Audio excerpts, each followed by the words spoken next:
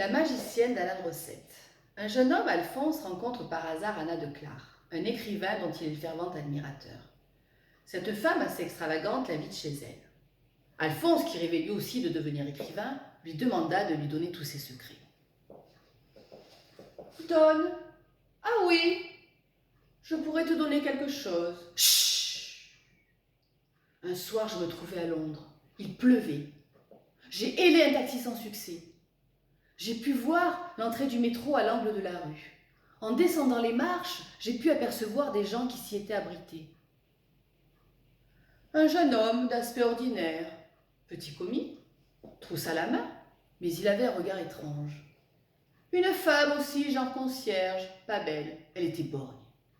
Il y avait une troisième personne, ne me demande pas qui, tu ne me croirais pas. 10 minutes après, on était tous à moitié éjectés de nos sièges. Et merde, je me suis levée, je ne suis pas de celles qui attendent. Bizarrement, une portière s'est ouverte sur la voie. N'y allez pas, madame, c'est dangereux. Foutaise, j'ai sauté au sol. J'avançais le long du tunnel du métro tout noir. Et tout en rasant le côté du train, j'ai pu apercevoir au-dessus de moi des gens dans les wagons qui ignoraient même mon existence.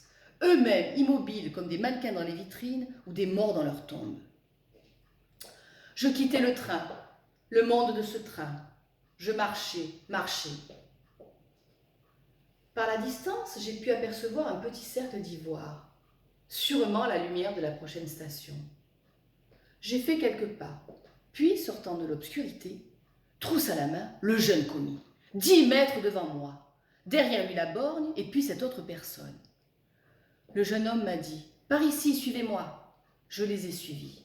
De ci, de là, j'entendais le bruissement des rats, ils s'amusaient à frôler nos pieds. Puis il y a eu une ouverture, on s'y est engouffré. On avançait dans un tunnel. Vaste tunnel vaste celui-là.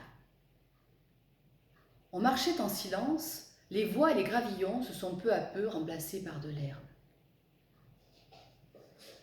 Ah, oui, je pourrais te donner quelque chose. Mon chéri, tout ceci n'est que de l'imagination, ça s'appelle de la fiction. Ah, si tu voyais la tête que tu fais, ton visage, un parmi les milliers que j'ai vus, car c'est ça qui compte, hein, les visages. Des jaunes, des blancs, des roses, des noirs, des beiges. Je regardais un visage qui regardait d'autres visages.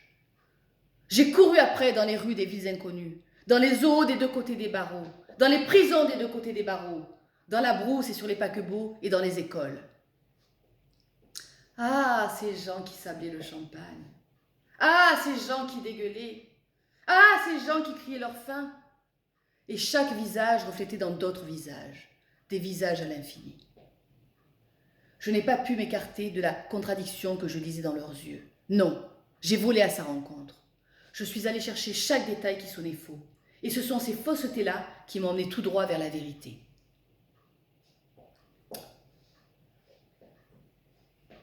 Les jeunes sont vieux, les malades forts, et l'interrogateur, lui, un accusé pitoyable.